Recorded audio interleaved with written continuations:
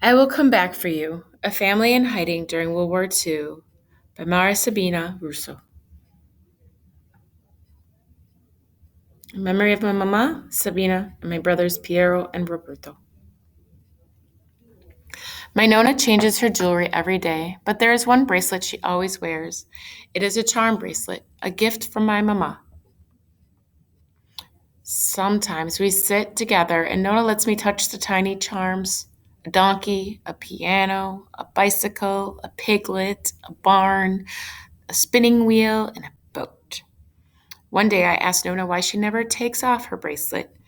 Because the charms remind me of long ago when I was a little girl, she says. Shall I tell you their story? Yes, Nona, I answer right away. And so she begins. When I was smaller than you, I lived in an apartment with tall windows that looked out over a busy piazza in Rome. In Italy, I say. Yes, says Nona. Every afternoon, my mama took your great uncle Roberto and me to a park called the Via Borche. They had puppet shows and a cafe for ice cream and even donkey rides. Nona touches the donkey charm. I love those rides, but Roberto, he was sometimes frightened. He thought the donkeys might gallop too fast. Did they? I ask. Oh no, says Nona. They were very gentle. Afterwards, Roberto and I would chase each other up and down and all around the paths. Occasionally, we would see soldiers. Roberto liked to salute them. Late in the afternoon, when we were tired and cranky, Mama walked us home. After dinner, we had our baths, put on our pajamas, and waited for Papa. Every evening, he played the piano for us before we went to bed. I rest my head on Nona's shoulder as she softly sings a song I've never heard before. Fa la na na babine, fa la na na bell babine. It was a happy time. But then things started to change for us, for all the Jews in Italy. New laws said Jews were not allowed to own radios or go to certain beaches or even attend public school. One day, the police chief of Rome ordered Papa to leave our family and move to a small village up in the mountains. Why, I asked. Did he break one of the new laws? No, says Nona. A terrible war had broken out in Europe. When Italy joined the German side, the government started rounding up foreign Jewish men like Papa, who was from Poland. The Nazi government in Germany was treating Jews unjustly, and now Italy was too. Nona looks away. All I knew was that I missed my papa. Our apartment was too quiet without his laughter and his music. Nona touches the tiny piano charm on her bracelet. During the days, we had lots of fun with Papa. We played marbles and had running races, and he sang to us before our naps. But every evening, we had to say goodbye and return to Rome. And we had no idea our separation would last months and then years. One weekend, Papa came to Mama with some terrible news. I was outside feeding the chickens, but I could hear them talking through the window. Papa said he learned that the Germans were coming to the village. They planned to send all of the Jewish detainees to a concentration camp, a real prison in Germany. Papa was going to run away and hide. Don't go, Papa, I called, jumping up and down in front of the window. Cara mia, I must leave, Papa replied. He leaned out and lifted me into his arms. Then he whispered, I will hide a message for you, Mama, in the trunk of the old beech tree at the bend in the road so you know that I'm safe. Then you must go back to Rome. When the war is over, I will return. Papa made me promise not to tell Roberto about the plan. He didn't want my little brother to give everything away. That same evening, Papa slipped away with only the clothes he was wearing. The next morning, a policeman came looking for him because he'd missed roll call. Mama just shook her head and said, I have no idea where he is. The policeman grew angry and replied, Well, Signora, since we must deliver 17 Jews to the Germans tomorrow, I will send you instead. Pack your things. I'll be back this evening to collect you. Roberto and I were very scared. When Mama put us to bed, she said, Babini, do not worry. I will never let them take me away. But what could my mother do? That evening I sang to Roberto, Ballanana bel babine, until we both fell asleep. We didn't know that Signora Silvestri and her two brave sons, Carlo and Rodolfo, had a plan. Carlo made a terrible concoction of hot water and cigar leaves and told Mamma to drink it. It would give her a fever and make her dizzy, and if she was too sick to travel, the transport would have to leave without her. Oh, how sick she became after only a few sips. When the policeman returned, Mamma was curled up in bed. Still, he said, no matter, the transport is not until tomorrow. I will sit in front of the house in case you try to escape. Carlo and Rodolfo carried the most comfortable chair outside for the policeman. They brought him a big plate of spaghetti and 2 bottles of wine. And guess what? Before long, he was snoring away. Nona shows me her tiny bicycle charm. It has wheels that really spin. Now the two brothers roused Mama. She says they carried her out the back door and made her sit on the handlebars of Carlo's bicycle. Holding Mama in one arm, Carlo pedaled farther up into the mountains to an old farmhouse. The farmer, a friend of the Silvestris, was a kind man who did not like the war. He helped poor sick Mama into his barn, where she fell asleep on a bed of hay. I was so scared when I woke up and Mama was gone, and there was so much commotion outside. The policeman was yelling at Signora Silvestro. Carlo and Rodolfo were yelling back. Roberto kept crying, Dolce, Mama, where's Mama? As we watched in the doorway, I whispered, don't worry, she will come back for us. Finally, when the policeman was gone, Signora Silvestri hugged us. Ragazzi, you are safe with me until your Mama can return, she said. For now, you will be my children. We didn't want to be your children. Roberto and I both cried every day, even though Signora Silvestri made us delicious foods like polenta and zabiglone, and her sons kicked soccer balls with us. Roberto followed me everywhere, afraid I would disappear too. How could Mama just leave us? I kept wondering.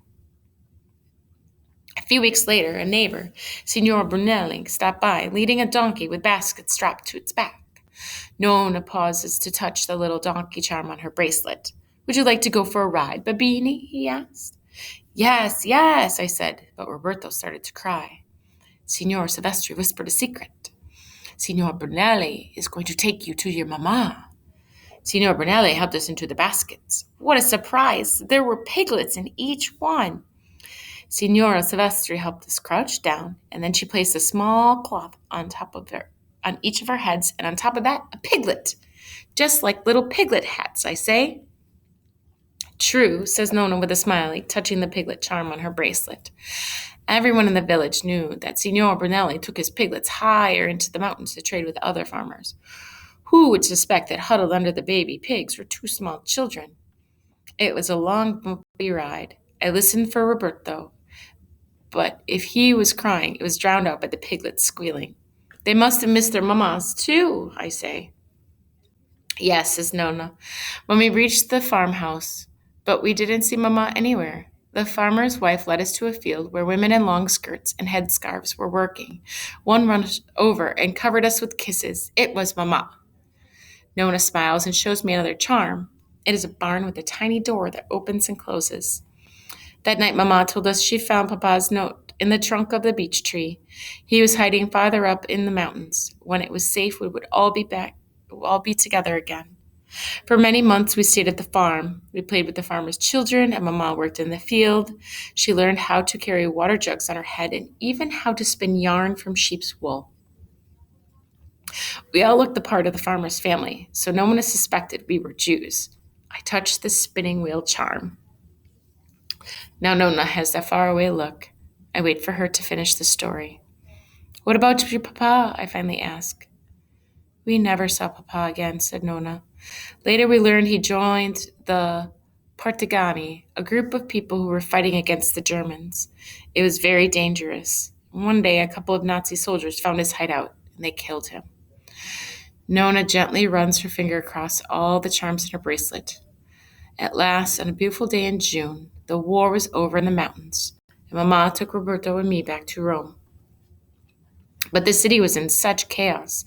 Strangers were living in our apartment. There were long lines for food, and there were few jobs. Mama decided it was time for us to leave, so we sailed for America. That is why I have this charm. Nona shows me the tiny ocean liner. Now, one by one, I touch the charms. When I get to the donkey, I say, Thank you for helping my nonna. Yes, the gratitui. Thank you to the donkeys, the piglets, the brave Silvestris, the kind farmers, Nona says. Then she kisses my forehead. Isn't that a long story for such a simple charm bracelet? No, I say. It's exactly right. I Will Come Back for You is based on a story I often heard as a little girl. It is all true the detainment, the visits, the cigar drink, the bicycle escape, and the piglets. But I've changed the ending for the sake of simplicity. In 1933, because of growing anti Semitism, my mother Sabina and her first husband Jacob left Nazi Germany to settle in Italy. For several years, they lived peacefully as Jacob set up a medical practice and Sabina gave birth to two sons. They loved their adopted country. Unfortunately, a few years later, Italy also began passing laws discriminating against Jews. However, unlike Germany, Italy did not, at first, imprison them. World War II began in 1939 after the Nazi invasion of Poland caused France and Great Britain, known as the Allies, to declare war on Germany. On June 10, 1940, Benito Mussolini, Italy's dictator, declared Italy's entrance into World War II on the side of the Germans. The very next day, Italian police began to round up foreign Jewish men like Jacob, sending them first to prisons and then to internment camps or enforced residencies. Women and children later joined the men. Sabina managed to avoid this fate because of a friendship with a minister in the government who gave her papers allowing her and her sons to remain in Rome. They visited Jacob on weekends. In late 1941, the United States entered the war on the side of the Allies. The Italian army suffered great losses, and in September 1943, Italy surrendered to the Allies. But this did not bring an end to the fighting. The German army, already scattered throughout Italy, was determined to push back the Allies. Some of the fiercest battles of the war occurred in Italy after it surrendered. Life had become much more dangerous as the German army swept through, trying to crush opposition and deport the remaining Jews. Despite the risk that many Italians chose to hide their Jewish neighbors, incredibly, about 85% of the Jews in Italy survived the war, more than in any other European country. Bands of men and women formed groups called the Partigiani, or partisans, to resist German invaders. They met in secret and blew up bridges, helped wounded Allied soldiers, and did whatever they could to disrupt the German army. Sadly, Jacob, who joined the partisans, was captured and killed by Germans in May 1944. Sabina, by then also a partisan, was shot but survived, thanks to nurses who hid her in the hospital laundry room and cared for her. While the Marsh region near Rome, where these events took place, was liberated in June 1944, the Germans were not completely defeated in Germany and Italy until April 1945. My brother and my two half brothers came to the United States in 1946. Jacob was posthumously awarded the King's Commendation for brave conduct, and my mother was honored with the King's Medal for Courage in the cause of freedom, both from the British government. In 1996, she received the title of Cavalier Ufficiale, one of Italy's highest decorations for public service. These photos are of my family: my mother, Sabina, her first husband, Jacob, and their children, Roberto and Piero, whom I've into Yognona, and this is their story. Roberto, Sabina, and Piero after the war, Rome 1945. Sabina and Piero near their apartment in Piazza Barberini, Rome, 1938. Roberto, Sabina, and Piero at a cafe, Rome, 1941. Piero and Sabina, Rome, 1939. Roberto and Piero with a soldier in Rome, 1940. Piero and Roberto after the war, Rome, 1945. Sabina holding Roberto, Rome, 1939. Roberto, Sabina, and Piero, USA, 1948. Roberto, Sabina, and Piero, Mountains of Italy, 1944. Sabina and Jacob in white trousers, Italy, 1934.